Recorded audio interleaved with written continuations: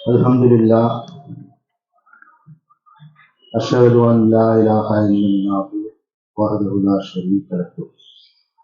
புகழனைக்கும் கடவுள் ஒருவருக்கு மட்டுமே. அவர் தனித்தவர், இணைகளற்றவர் என்று நான் சாட்சியம் கோருகின்றேன். நினைவூட்டல் அப்படிங்கிறத அந்த விஷயம் நமக்கு தெரியும். இருந்தாலும் கடவுள் என்ன செய்வார்னா நினைவூட்டல் செய்வார். அதை திரும்ப சொல்லி காண்பார். அந்த மாதிரியான நினைவூட்டல் அப்படிங்கிறத பற்றி நம்ம பார்க்கலாம். இந்த நினைவூட்டல் இப்ப நமக்கு எந்த மாதிரியான ஒரு நினைவூட்டல் கிடைச்சிருக்கு அப்படிங்கிறத பற்றியும் நம்ம பார்க்கலாம். அத்தியாயம் 7:4. எத்தனையோ சமூகத்தை நாம் அழித்திருக்கின்றோம்.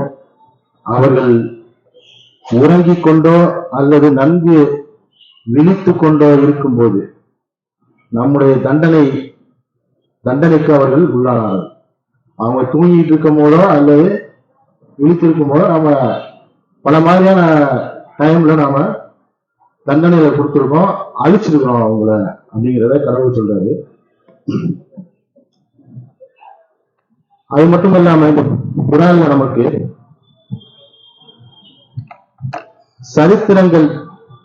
பல சரித்திரங்களை நமக்கு சொல்லி காட்டுறாரு. இந்த சரித்திரங்கள் வரலாறுகளா இன்றைக்கு நம்ம மத்தியில இருக்கு. அதுல இருந்து சில விஷயங்களை நாம பார்க்கலாம். இந்த தண்டனைக்கு உள்ளானவர்கள் அப்படிங்கிறத பத்தி பார்த்தோம்னா, நோவாவுடைய சமூகத்தாரை பற்றி கடவுள் சொல்லும் போது என்ன சொல்றாருன்னா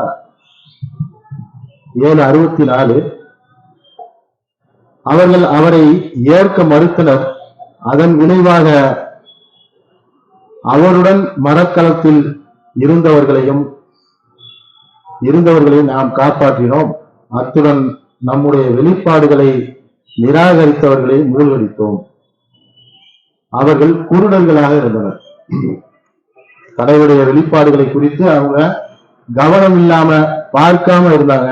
அவங்கள நாம என்ன செஞ்சோம்னா, இந்த மாதிரி நம்பிக்கை கொண்டவர்களை, அந்த நோவாவையும் அவரோட யாரெல்லாம் நம்பிக்கை கொண்டாங்களோ அவங்களை தவிர மற்ற எல்லாத்தையும் நாம தண்ணியில மூழ்கடிச்சிட்டோம் அப்படிங்கிறத சொல்றாரு.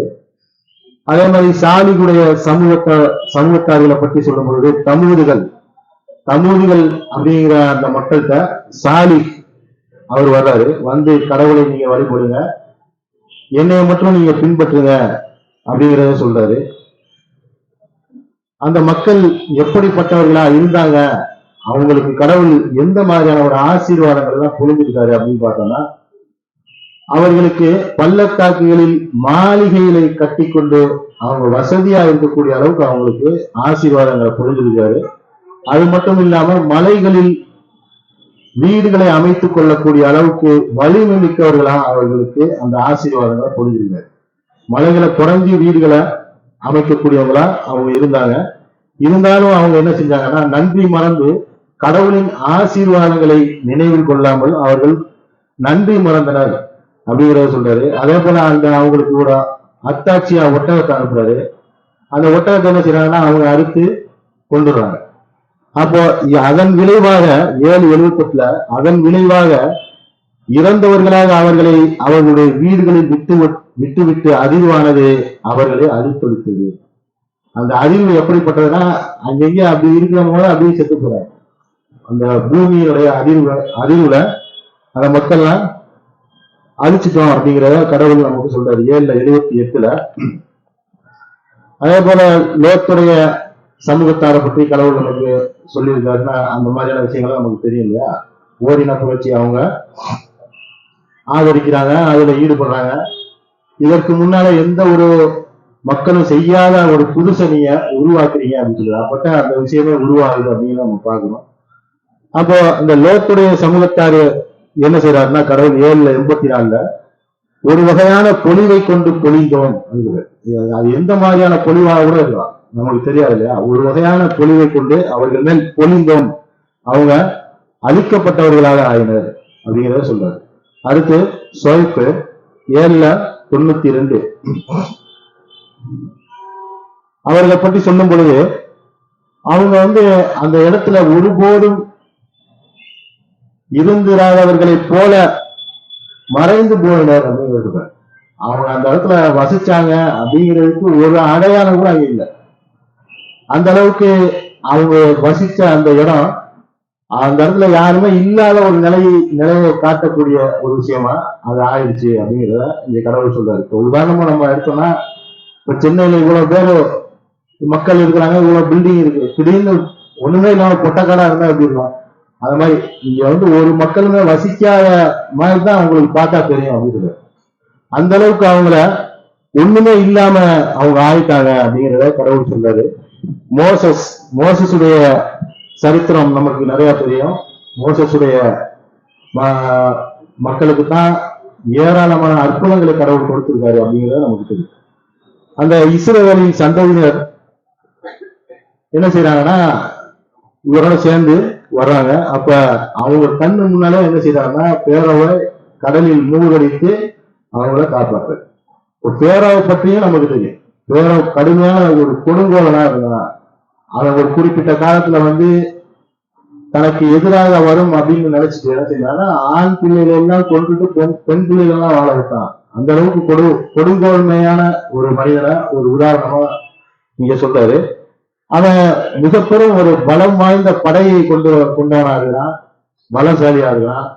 அவனை என்ன செய்யறாருன்னா கடல்ல குறுக்க வச்சு காலி பண்றாரு, மூழ்கடிச்சிடுறாரு அப்படிங்கிறத நம்ம பார்க்கணும். அதே போல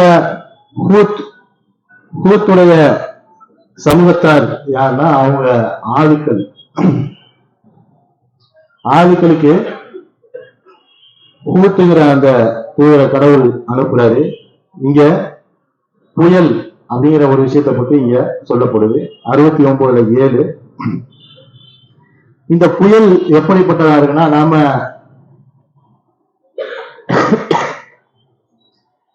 இங்க பல புயல்களை பார்த்திருக்கோம். ஒரு 30 கிலோமீட்டர் ஸ்பீடு, 20 கிலோமீட்டர் ஸ்பீடு, அதிகபட்சமா ஒரு 45, 50, 60 அந்த மாற்றம். இது எப்படின்னா உக்கிரமமா இருந்துச்சுன்னு சொல்றாரு. உக்கிரமமான ஒரு புயல் அப்படிங்கிறத கடவுள் சொல்றாரு. இந்த மாதிரி சாதாரண ஒரு 40 கிலோமீட்டர் ஸ்பீடுக்கு மரங்கள்லாம் விழுந்து கிடக்கிறத நம்ம பார்க்கிறோம். ஆனா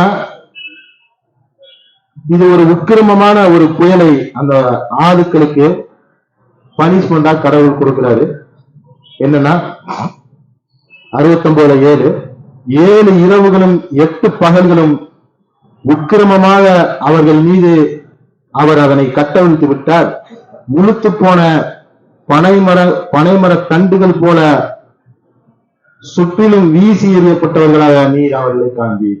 நீங்க பார்த்திருந்தீங்கன்னா தெரிஞ்சிருக்கும், உளுத்து போன பனைமர தண்டு எப்படி தூக்கி வீசுறா எப்படி இருக்கும் காத்துல, அந்த மாதிரி அவங்க கிடக்கிறத நீங்க பார்த்திருப்ப அப்படிங்கிறத கடவுள் சொல்றாரு. 7 இரவுகள் 8 பகல்கள் தொடர்ந்து காத்து அடிச்சுன்னா என்ன ஆகும்? உக்கிரமமான ஒரு புயல் அப்படிங்கிறத சொல்றாரு. சாதாரணமா ஒரு கடந்து போறதுக்கு 6 மணி நேரம் 8 மணி நேரம் ஆகும் புயல் நம்மள. ஆனா இங்க ஒரு 7 இரவு 8 பகல்ங்கிறது மிக நீண்ட ஒரு டைம். இங்க யாரும் எங்கேயுமே தப்பிச்சு போக முடியாது. அந்த அளவுக்கு உண்டான ஒரு விஷயமா நம்ம இதை பார்க்கலாம்.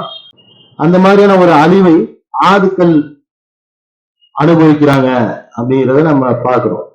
அடுத்து இந்த மாதிரியான விஷயங்கள் எல்லாம் இந்த மனிதர்கள் பார்க்கும் பொழுது என்ன நினைக்கிறாங்கன்னா, இதெல்லாம் இப்படி எல்லாம் கடவுள் செய்வாரா, இதெல்லாம் எப்படி கடவுள் இதெல்லாம் செய்யறாரு, அழிக்கிறாரு அப்படின்னு பேசுறாங்க. ஆனா கடவுள் ஒருபோதும் அவர்களுக்கு அநீதம் இழைத்து விடவில்லை. அவர்கள் தான் தங்களுடைய ஆன்மாக்களுக்கு அவர்கள் அநீதம் இழைத்துக் கொண்டார்கள் அப்படின்னு கடவுள் சொல்ற 29:40 பாவங்களின் விளைவாக நாம் அவர்களை கண்டித்தோம் அப்படின்னு சொல்லிட்டுதான் இந்த மாதிரி வருஷப்படுத்துறாரு. உக்கிரமமான காற்றால், நிலநடுக்கத்தால், பூமி விழுங்கும்படி செய்வதால், மேலும் மூழ்கடிக்க செய்வதால் நாம் அவர்களை கண்டித்தோம். அப்போ கடவுள் ஒருபோதும் இந்த மக்களுக்கு அநீதம் இழைக்கிறதில்ல.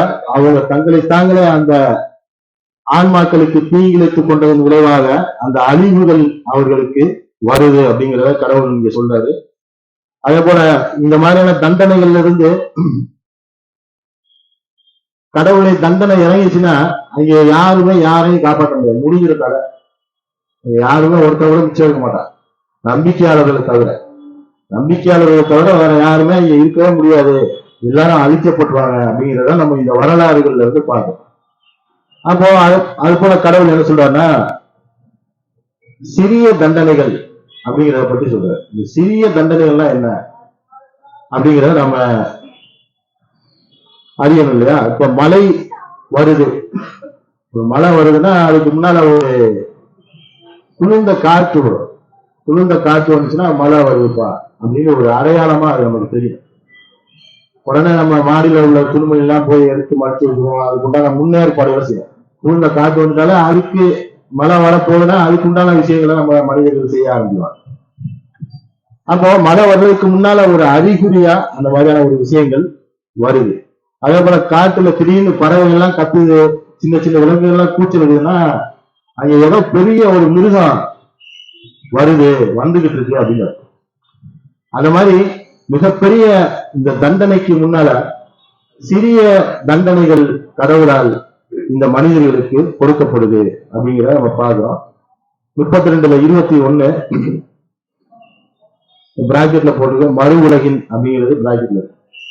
மாபெரும் தண்டனைக்கு அவர்கள் உள்ளாவதற்கு முன்னர் இவ்வுலகின் சிறிய தண்டனையை அவர்கள் சுமைக்கும்படி செய்வோம், அவர்கள் சீர்திருந்தும் பொருட்டு, அதாவது பிராக்கெட்ல குறிப்பறிந்து கொண்டு அப்படிங்கிறத போட்டிருக்காரு. அதாவது குறிப்பறிந்து கொண்டு மனிதர்கள் சீர்திருந்தும் பொருட்டு சிறிய தண்டனைகள் இங்க கொடுக்கப்படுது இந்த பூமியில அப்படிங்கிறத கடவுள் நமக்கு சொல்றாரு. சிலர் கேட்கிறாங்க, இந்த மனிதர்கள் வர்றதுக்கு முன்னால, மனிதர்கள் பூமியில படைக்கிறதுக்கு முன்னால இந்த மாதிரியான நில அதிர்வுகள், மலைகள், புயல்கள் இதெல்லாம் ஏற்படவே இல்லையா அப்படின்னு கேட்பாங்க. இப்ப கடவுளை நம்ப மறுக்கிறவனுக்கு எதிராக அவனுக்காக என்ன கொஸ்டின் இருக்கோ அதைத்தான் நம்ம முன்னால இது எல்லாமே இருந்திருக்கும். இதெல்லாம் ஒரு தக்க காரணங்களுக்காக நடக்குது அப்படிங்கிறத. சரி, இப்போ இந்த பூமியில நாமெல்லாம் மனிதர்கள் வாழ்ந்துட்டு இருக்கோம். நமக்கு இந்த மாதிரியான புயல் வருது, மழை வருது, வெள்ளம் வருது, இதெல்லாம் நமக்கு சோதிக்கிறதுக்காக அல்லது தண்டனைக்காக வச்சுக்கோங்க. அப்போ இந்த மனிதர்கள் வாழாத இடத்துல புயல், மழை, வெள்ளம் இதெல்லாம் வருது, அதெல்லாம் ஏன் அப்படின்னு ஒரு கேள்வி நம்ம மத்தியில் இருக்கும். ஆனா எங்கேயோ இருக்கக்கூடிய பனிப்பாறைகள் உருகிறதுனால கடலுடைய மட்டம் ஏறுதுன்னு சொன்னோம். அங்கே பனிப்பாறை இருக்கிற இடத்துல மனுஷன் கிடையாது. ஆனா ஒவ்வொரு நிகழ்வுக்கும் பின்னால ஒவ்வொரு காரணங்களை கடவுள் வச்சிருக்காரு. நம்ம அந்த மாதிரியான காரணங்கள் அறியமா நமக்கு என்ன கற்றுக் கொடுத்துருக்காருன்னா, இந்த மாதிரியான புயல், மலைகள், வெள்ளம், பேரழிகள் வர்றதெல்லாம் வச்சு மிக பெரும் ஒரு தண்டனைக்கு முன்னால இந்த மாதிரியான விஷயங்கள்லாம் உனக்கு நடக்குது, இதை வச்சு நீ குறிப்பறிந்துக்கோ, நீ கடவுள் பக்கம் திரும்பு அப்படிங்கிறதுக்காக இதெல்லாம் வருதுங்கிற நமக்கு சொல்லி கொடுக்குறாரு.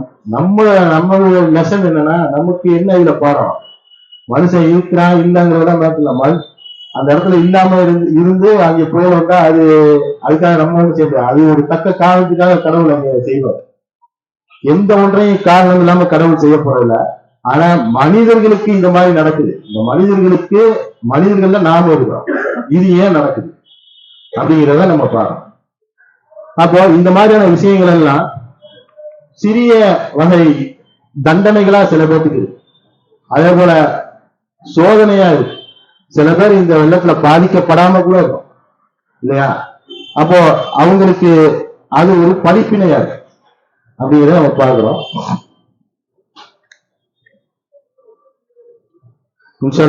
தொடர்ந்து பார்ப்போம்.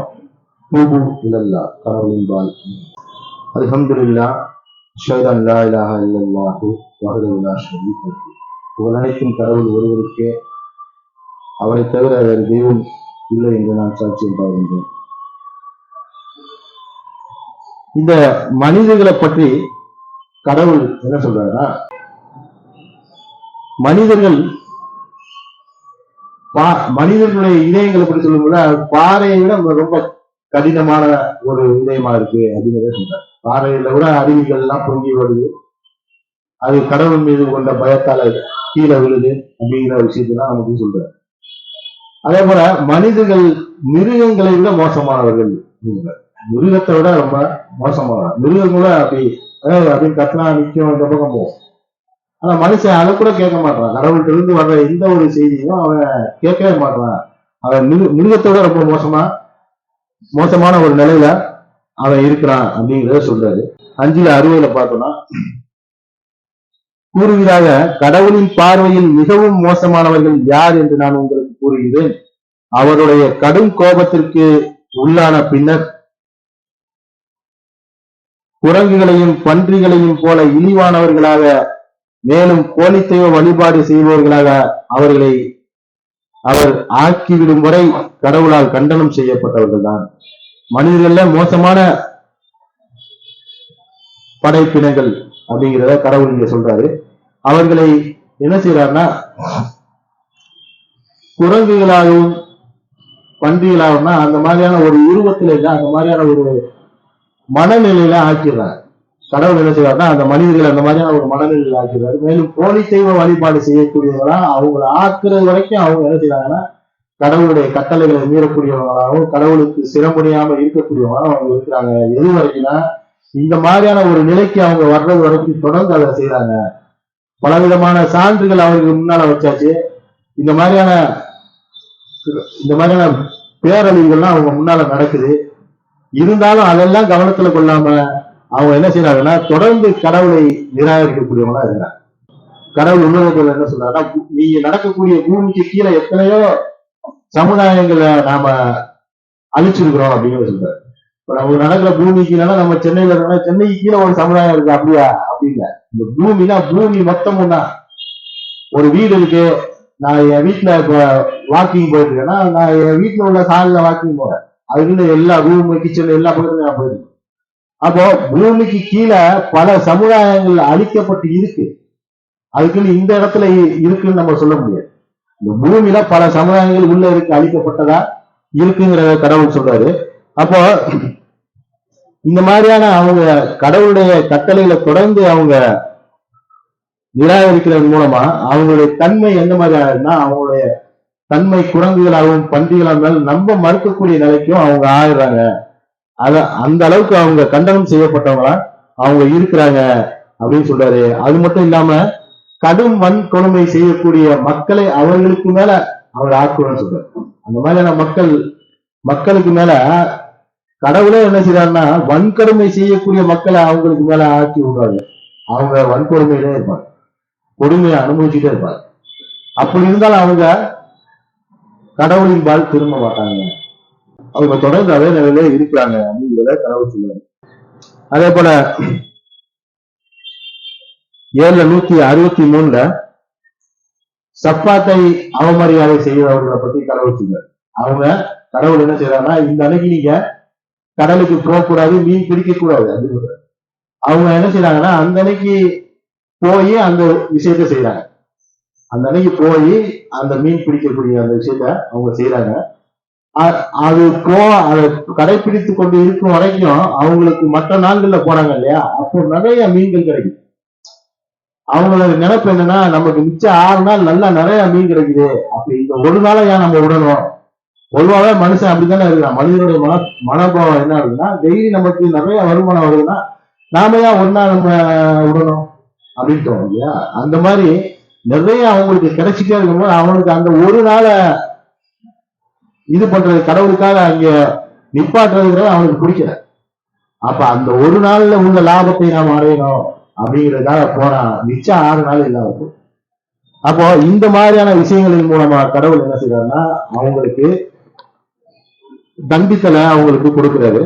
நாம இப்ப நம்ம மத்தியில நமக்கு இங்க சென்னையில ஒரு வெள்ளம் வந்துச்சு. அதே போல இப்ப நெல்லையில ஒரு வெள்ளம் வந்திருக்கு. இந்த மாதிரியான புயல் வெள்ளம், மழை வெள்ளம், இந்த மாதிரியான விஷயங்கள்லாம் நமக்கு நடக்குது. அதே போல சில நாடுகள்ல பூகம்பம் ஏற்படுது, எரிமலை குழம்பு வெடிச்சு வருது. அதெல்லாம் விடுங்க. நம்ம அனுபவிச்சிருக்கோம் இல்லையா? இப்ப சின்ன நம்ம அனுபவிச்சோம். இது இதுக்கும் இது நம்ம எப்படி பாக்குறோம்னா, எல்லா மனிதர்களையும் போல நம்ம பார்க்கக்கூடிய இது ஒரு நிகழ்வு. இந்த மாதிரியான குளங்கள் இல்ல, வழிகள் இல்ல, எல்லாத்தையும் அடைச்சிட்டாங்க, அதனால இவ்வளவு பெரிய வெள்ளம் ஆச்சு. இந்த மாதிரி பலவிதமான காரணங்கள், அரசியல் காரணங்கள், இந்த மாதிரி பலவிதமான காரணங்களை இந்த மனிதர்கள் என்ன பேசுறாங்களோ அதே விஷயத்தை நாம தொடர்ந்து பேசிக்கிறோம். ஆனா இந்த இந்த கடந்து வந்த இந்த வெள்ளம், நாம் கடந்து வந்த இந்த வெள்ளம் என்ன செய்யணும்னா, பலவிதமான இறப்புகள் நடந்திருக்கு, பல இழப்புகள் ஏற்பட்டிருக்கு. இழப்பு ஏற்படாமையும் சில பேருக்கு இருந்திருக்கு அப்படிங்கிறத நம்ம பார்க்கிறோம். இந்த வெள்ளமானது கடவுளின் வல்லமையை நம்மிடத்தில் எடுத்து காட்டக்கூடிய ஒரு நிகழ்வா இருக்கு. வெள்ளம் சும்மா நம்ம கிட்ட வந்துட்டு சாதாரணமா போல, நாம கடவுளை பற்றி அறிந்து கொள்ள, உணர்ந்து கொள்ள வேண்டும் அப்படிங்கிறதுக்காக கடவுளுடைய வல்லமையை நம்மகிட்ட காட்டிட்டு போயிருக்கு அப்படிங்கிறத நம்ம பார்க்கிறோம். அது நமக்கு ரொம்ப முக்கியமான ஒரு விஷயமா இருக்கு. இப்போ உதாரணமா சென்னையில ஒரு நாள் வெள்ளம் வந்துச்சு, நெல்லையில 2 நாள் வெள்ளம் ஓடிச்சு. இந்த வெள்ளமானது கிட்டத்தட்ட ஒரு வாரம் 10 நாள் 20 நாள் போச்சுன்னா ஏதாவது செய்ய முடியுமா மனிதர்களால? இப்ப ஒரு நாள் போனத உதவி செய்யறதுங்கிறது அது முடிஞ்சதுக்கு பின்னால போய் உதவி செய்ய முடியும், அவ்வளவுதான். ஆனா தொடர்ந்து அந்த விஷயம் நடந்துகிட்டே இருக்கும்போது போய் நம்ம யாருமே யாருக்கு போய் உதவி செய்ய முடியாது. ஏன்னா லெவல் கூடிக்கிட்டே இருக்கும்.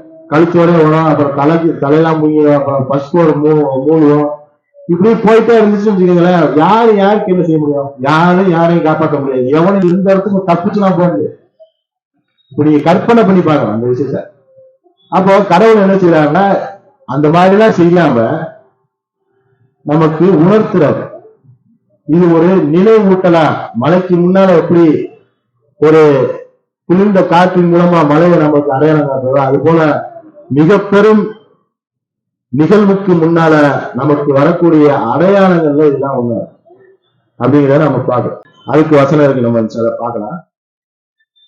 அப்போ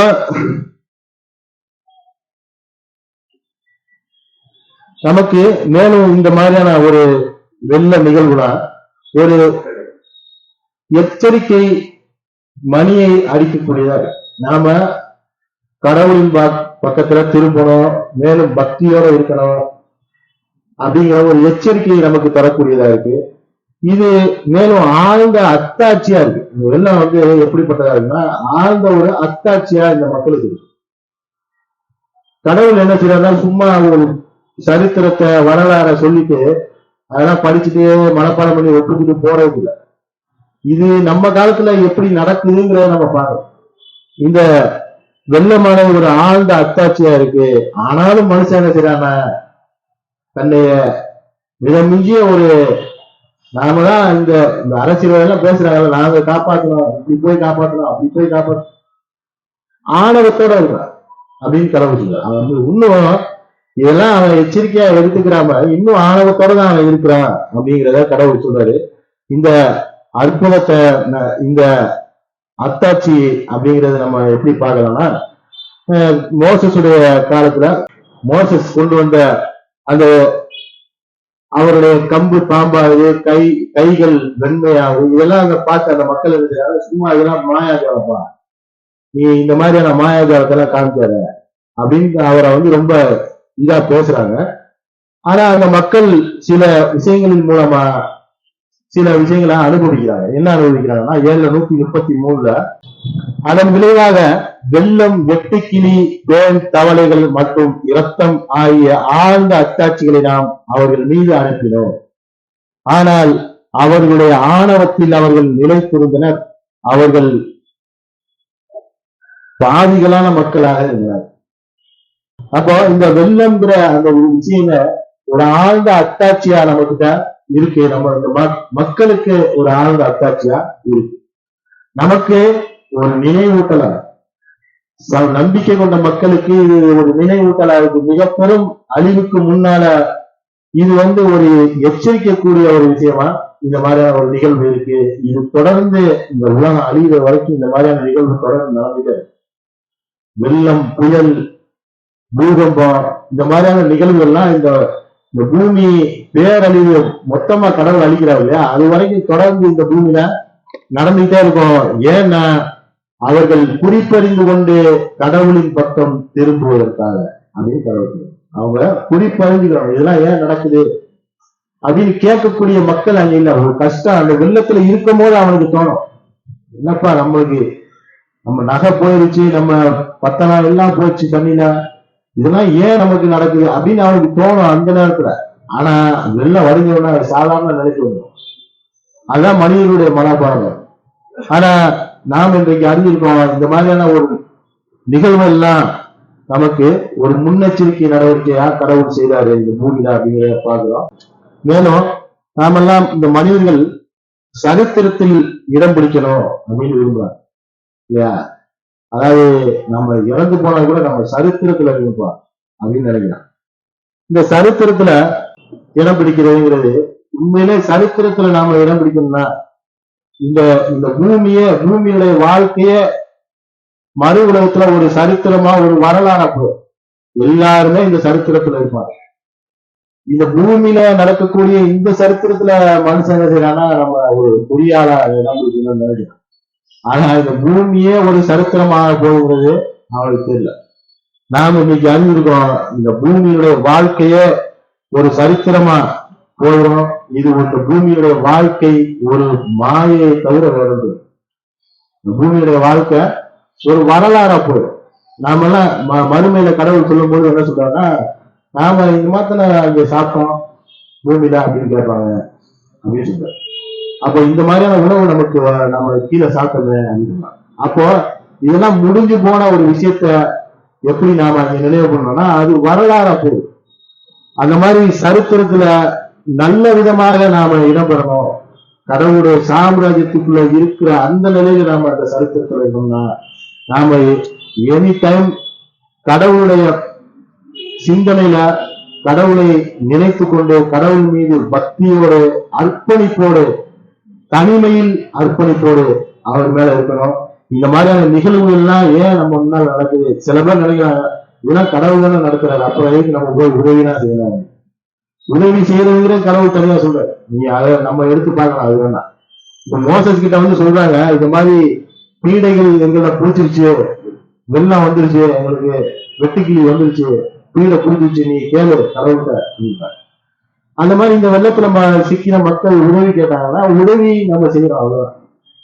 அந்த உதவிதான் நம்ம செய்ய முடியுமே ஒழிய அவங்கள கடவுள்கிட்ட இருந்து காப்பாத்தி நம்மளால கொண்டு வர முடியும். அவங்க சிந்தித்து உணரும் பொருட்டுதான் கடவுள் என்ன செய்யறாருன்னா இந்த மாதிரியான நிகழ்வுகளை இந்த பூமியில நடக்கிறாரு.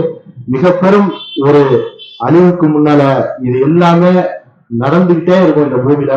நாம ஒவ்வொரு நிகழ்வையும் கவனத்தோட கவனிக்கக்கூடியவர்களா, அதிலிருந்து நாம படிப்பினை எடுக்கக்கூடியவர்களா, மேலும் கடவுள்பால் முற்றிலும் சரணடைந்து இந்த பூமியில இருக்கக்கூடியவர்களா, இந்த பூமியில வாழ்ந்து மறையணும்னு எல்லாம் வல்ல அந்த இறைவனை வேண்டி பிரார்த்தித்து இந்த உரையை நிறைவு செய்கிறேன்.